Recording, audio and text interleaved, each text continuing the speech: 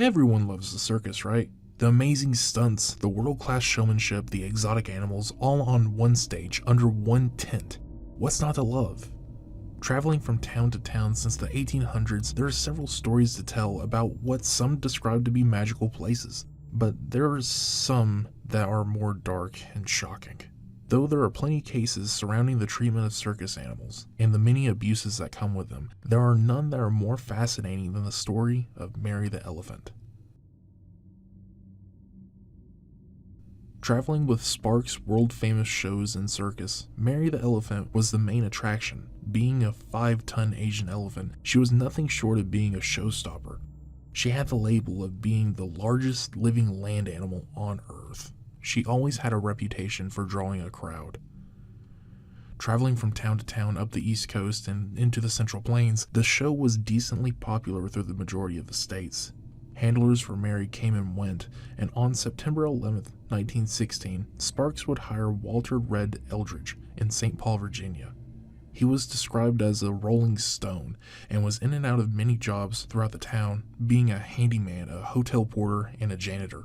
Now he was looking forward to being an elephant handler, even with absolutely no experience with handling animals, let alone handling elephants. The train moved from St. Paul, Virginia to the model city, Kingsport, Tennessee, for the next show. Being acquainted with her new, inexperienced handler, Mary was front and center in their parade leading up to the circus. Eldridge was riding Mary's back, going down the streets of downtown Kingsport. There were plenty in attendance for the parade. Streets were lined with people watching and cheering as the animals and performers went by. Mary, like usual, took her spot in the front with Eldridge riding on her back. Their walk down the street was going as planned until Mary started to veer off course. Witnesses said that she was heading towards a watermelon rind at the end of the street. Eldridge tried to correct her course, prodding at her behind the head and ear with a stick. Then things took a turn for the worse as Mary decided that she had enough. She wrapped her trunk around Eldridge and threw him to the gravel below. She then stepped on Eldridge, killing him almost instantly. Screams of terror filled the air, fearing that she would go on a rampage. A local blacksmith took out his pistol and started firing on Mary. Even with 5 shots fired, it barely hurt her. She was calmed down by the circus staff, and panic quickly turned into anger as the crowd that watched a man get the life squished out of him started to call for the elephant's death. Mary was escorted to safety as the infuriated crowd raged. Despite the anger and commotion, the show still went on that afternoon, and Mary was sent out to perform in Kingsport and was the star of the show for one last night. Word of mouth spread like wildfire, and local newspapers painted Mary as a monster. She even gained the nickname of Murderous Mary as the news spread. That afternoon, the Bristol Herald-Courier ran the story on its front page.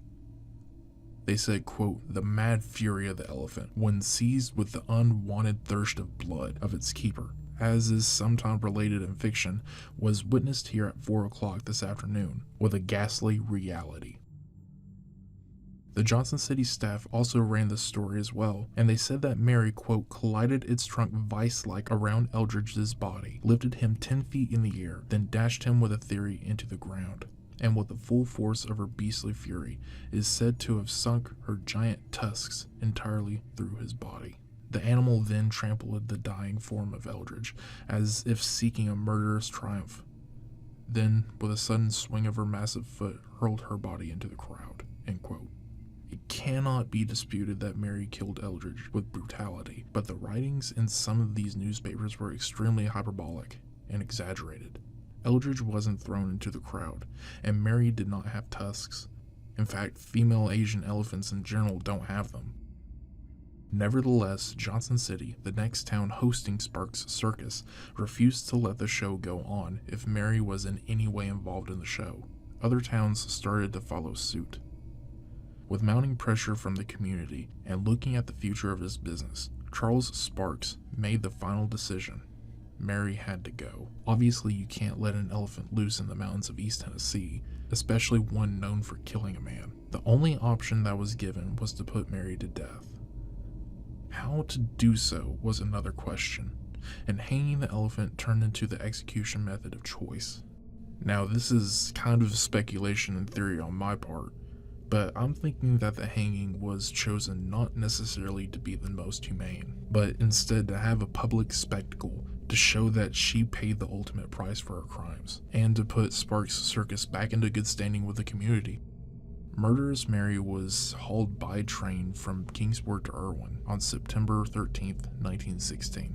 A crane large enough to hold Mary was able to meet the circus in Irwin. It was a derrick crane intended for hoisting wrecked train cars. The day was gloomy and rainy, but word spread like wildfire again, and a crowd of over 2,500 people were in attendance to watch the elephant hang. Mary was marched over to the crane, but it was almost like she knew something was off. She acted paranoid and suspicious throughout the day. She even refused to walk in the train yard alone, and the circus staff had to escort her with other elephants to the crane. Once she was in place, the others were promptly returned to their spots on Sparks' train. Several people on Sparks' staff had said their goodbyes, while others waited at their hotel, electing not to see their longtime friend go. Mary was quickly chained around her neck and was hooked to the crane. She was slowly hoisted off the ground. She fought and kicked as she rose into the air, inching past 8 feet off the ground. Between her weight, kicking, and swinging, the chain snapped, dropping the giant to the ground. She laid there and didn't move. Her hip was broken.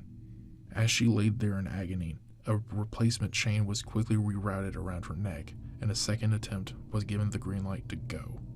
Mary rose about 10 to 15 feet in the air and struggled to hold on, but she quickly fell still. She hung in the air for 15 to 30 minutes to ensure the job was done and over this time.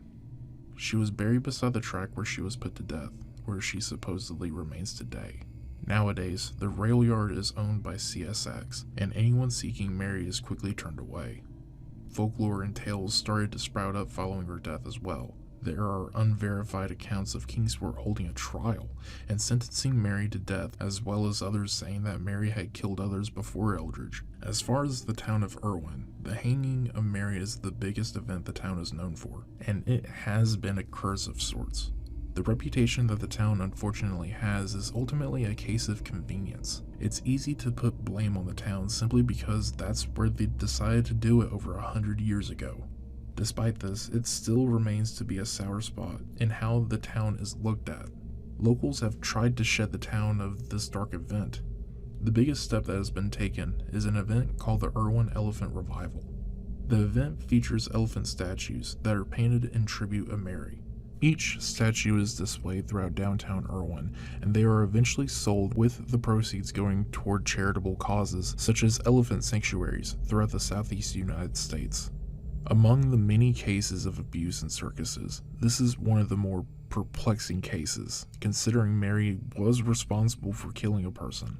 In all honesty, she was given more due process than any other animal would get, especially taking place in the early 1900s. The most egregious thing about this case is that Sparks likely chose hanging over anything more humane as a means of saving face. There were better ways to do the job, but at the end of the day, the circus is good at doing one thing and one thing only, and that is putting on a show.